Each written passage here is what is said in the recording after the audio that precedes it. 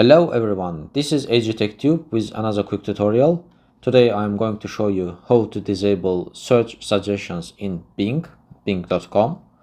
So go to bing.com and hit this menu icon, select settings and then select more.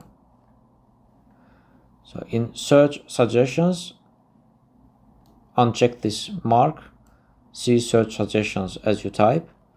So if you want to disable the search suggestions or if you want to re-enable, just hit the check mark again.